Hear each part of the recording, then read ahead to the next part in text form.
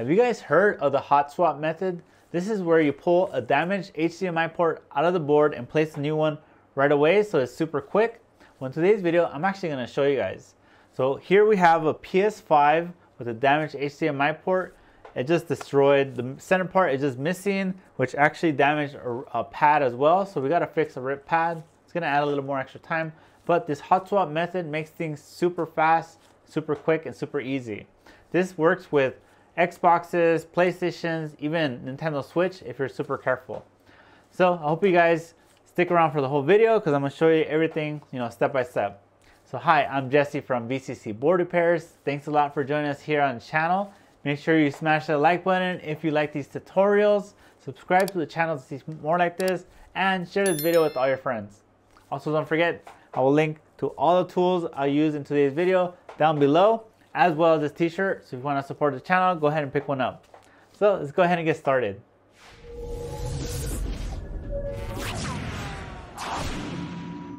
So the first thing you got to do for this hot swap method is actually prepare the HDMI port.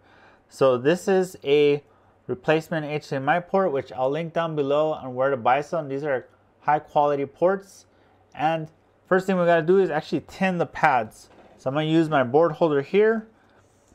And essentially we're going to tin the pads on the HDMI port itself so that we can, when we solder this on, it installs real nicely. Alright, so these are the pins of the HDMI port. Thing we got to do is add some flux. And this is a very important step. If you don't tin these pads, it's likely that the port will not install as smoothly and you might have to touch up the pins after. This hot swap method, if you do it right, you could actually install it without even touching the soldering iron. But let's go ahead and do this tinning of these pads. So I'm using my new Action soldering iron, which I just made a video about recently. And by the way, this video is basically the latest technique. I did make a video about this, about PS5 HDMI port in the past, but now I do it this way, which saves me so much more time. So what you got to do is prep the pins.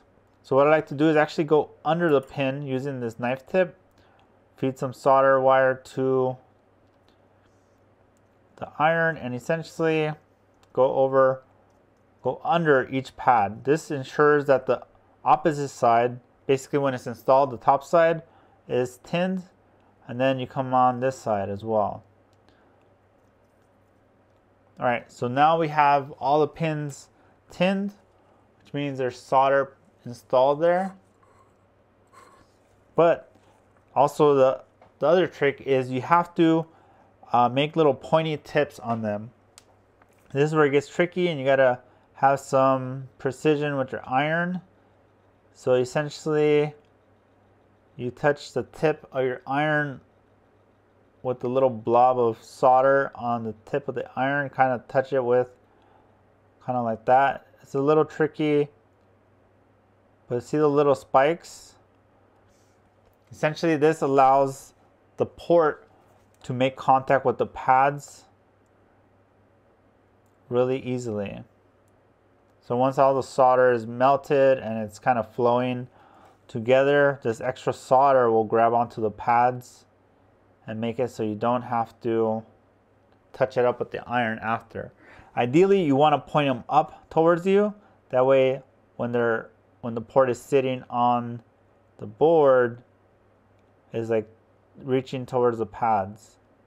So the first few are sticking more out, so I'm just coming back and pointing them up. So as you can see, they're giant spikes. And this is what will make that port installation super smooth with the hot swap method. So before we get started, make sure you guys cover this liquid metal area. I use like a plastic playing card. Essentially just set it on top. This makes sure that if you accidentally bump that, you don't get this nasty liquid metal stuff all over your arm or all over the board, which can kill the board. It's essentially liquid solder, so you don't want to touch that. So put something over it. And then what you want to do is hang the board over the edge of your bench so that essentially you have maybe a few inches off the edge of the bench. This ensures that we're actually going to heat from the bottom. All right, now here's the hot swap itself. So you want to keep the replacement HDMI port real close by. So I put it off here to the side. Then on the bottom, I have an extra hot air station that I have set to 430 and 90 airflow. 430 Celsius and 90 airflow. And before we get started, one thing I always tend to forget is there's like a little plastic thing underneath. So take that off. And actually, we need to add some flux. So add some flux to the board.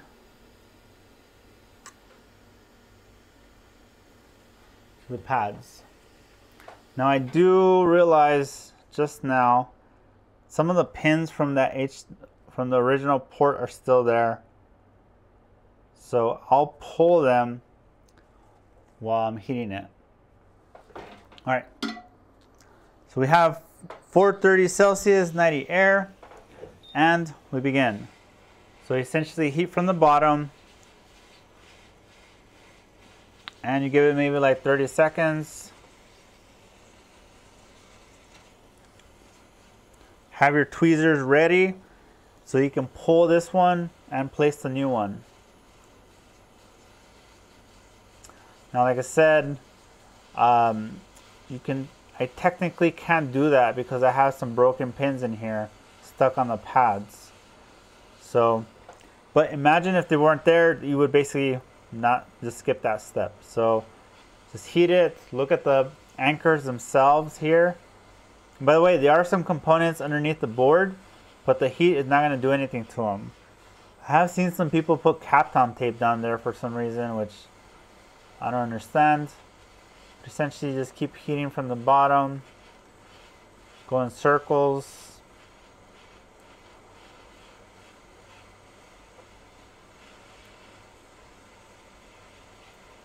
And keep an eye on the anchors.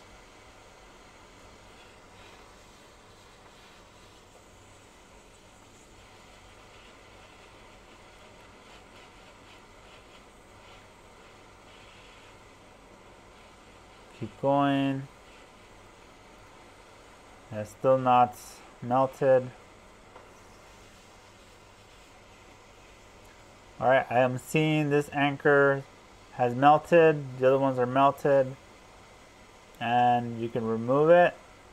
So if this was any other case with no broken pads, I'd be able to just install a new one. But in this case, I have some cleaning to do.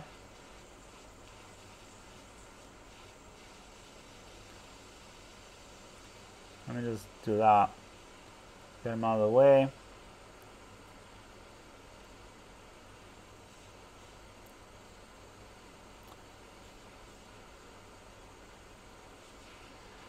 So the thing you'll notice is when you're heating from the bottom, it's real easy to melt everything. So it makes the installation, here's one more. Real smooth and easy. Now I have had a lot of heat on this, so let me add a little more fresh flux.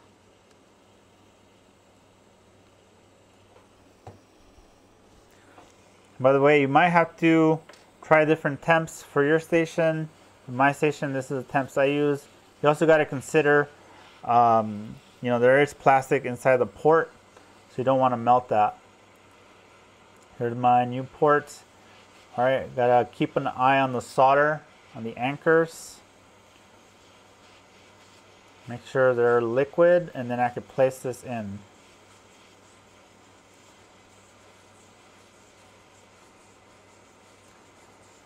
Now that I think about it, I probably should have done the jumpers first. All right, here it goes.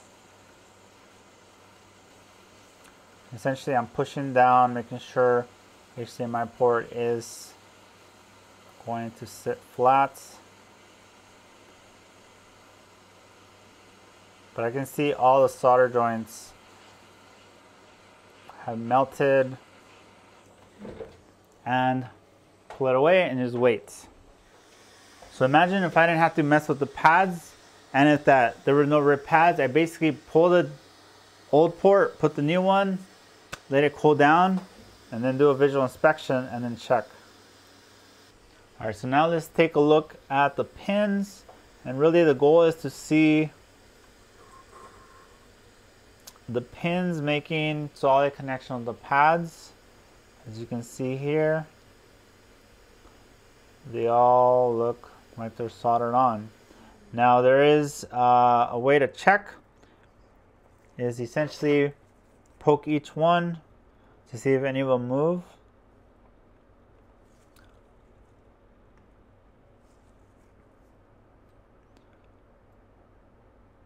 Solid, solid.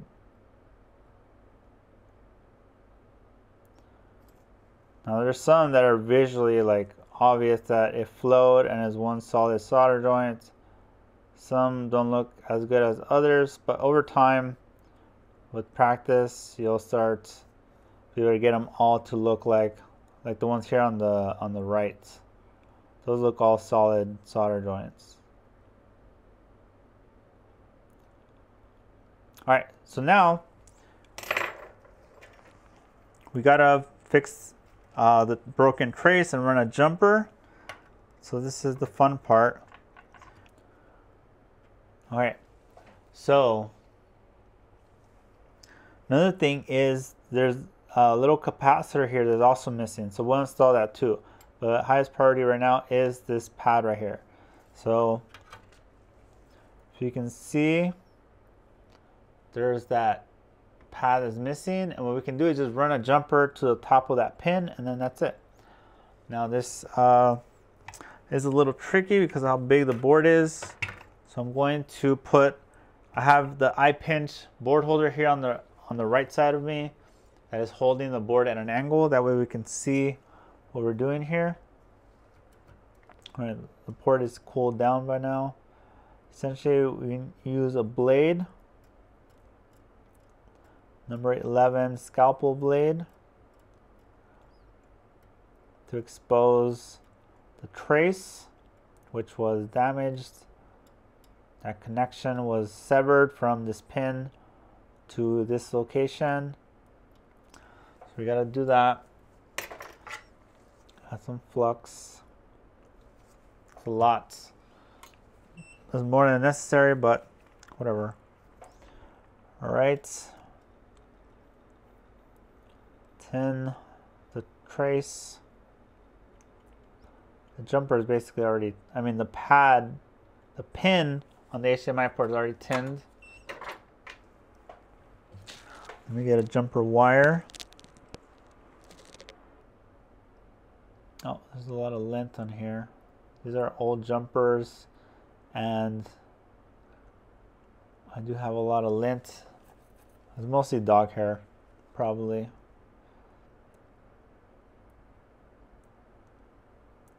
All right, so what I'm gonna do, this is where it gets tricky. Well, I need a second set of tweezers.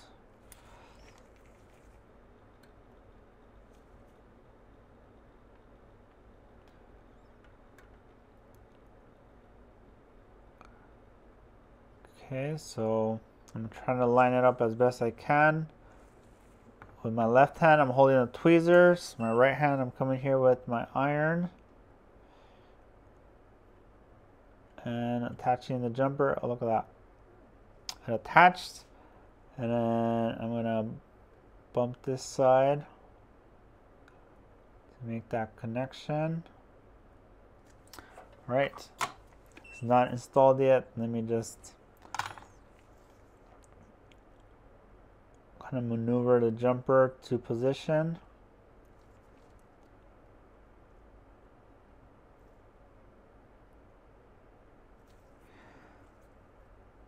Almost there. Gonna straighten out the jumper, it got curved.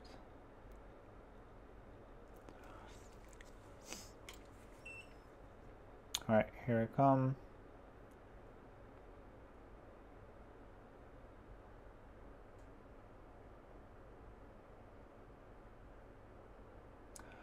think that's installed. Best way to check is to bump it with the blade, and it feels solid. Oops, I broke it. At least now I could redo it. There's a lot of burnt flux here, so the more burnt flux there is, the harder it is to get a clean solder joints. I really do have OCD in regards to jumpers like this. I should have stopped. All right, that's solid. I can feel it. All right, let me clean this up a little bit.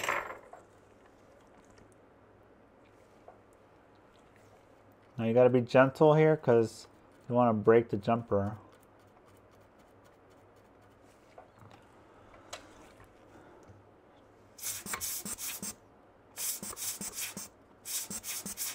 Now if the flux is too thick and too sticky and won't clean, you can heat up the board a little bit. Yeah, look at that. I could bump it. Nothing happens. So let me cut off the excess here.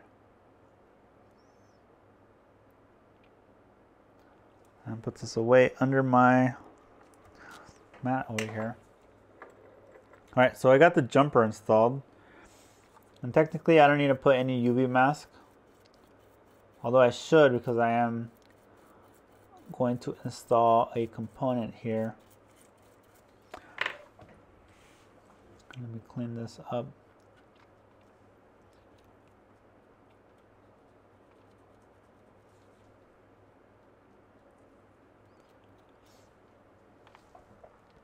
I do like to use the little hand towels as well. This helps absorb a bigger portion of it.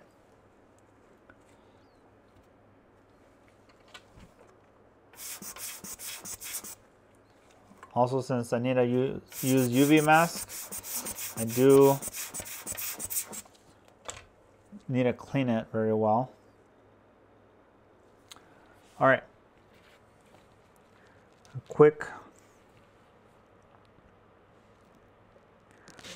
little drop of UV mask here.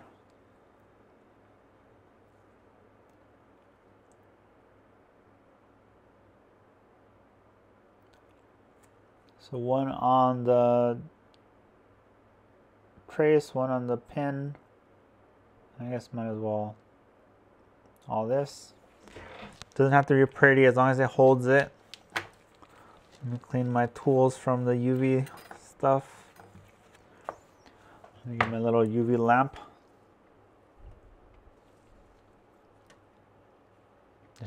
This should cure in a few seconds.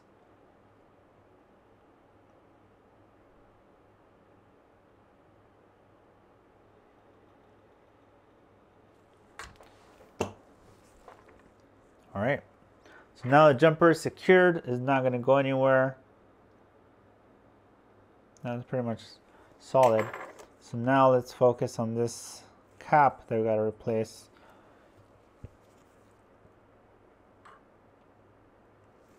I heard that you don't necessarily need to replace it, although I haven't confirmed that. So I'm not going to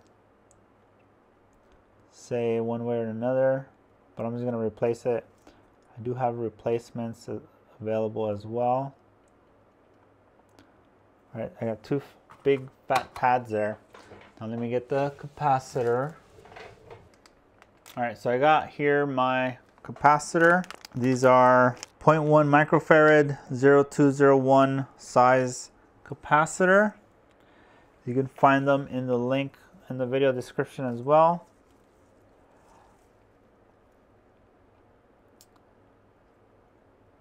All right, so don't lose it. I always hate doing the little tiny caps because they're so easy to lose. All right, so right here. All right, so let's see if I can install this with just my iron. It's gonna be tricky.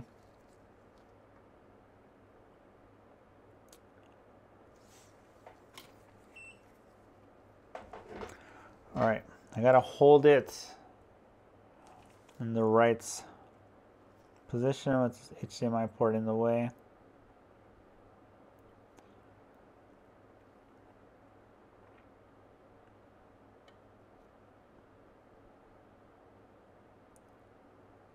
No, this is not working.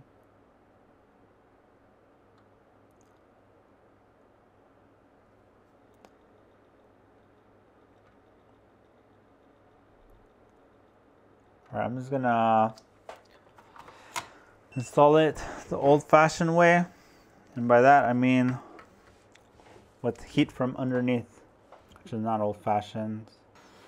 So this is why UV masking the jumper was important, because this can cause the jumper to move. Now the cap is stuck on my tweezers. One of the most annoying things I hate about flux and soldering is when things get stuck to your tools like that.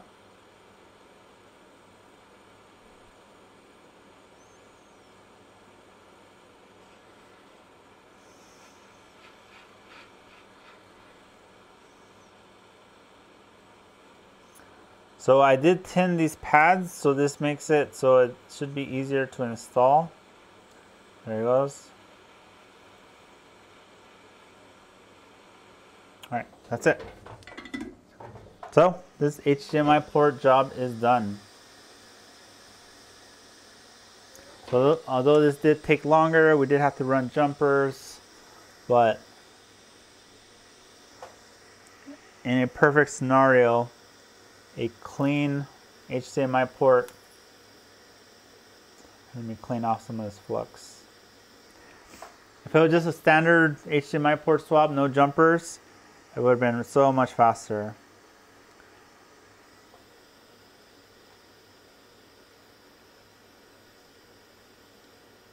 And you should probably wait a little bit longer to clean this off, but being a little impatient here. All right, I'm gonna go test this out. So I have the PlayStation here barely assembled, just enough to test. You can see we have image, so it's working. So what do you think about the hot swap method? Is this something you're gonna start doing? Do you already do it or some variation of it? Let me know down below. I'd like to hear your thoughts. As you saw, I was actually expecting it to just be a straightforward hot swap, but there was a rip pad as well, and I didn't realize that until after I had set up all the cameras and lights and all that. So I had to just do it. But you can see the jumper wasn't really that difficult to place.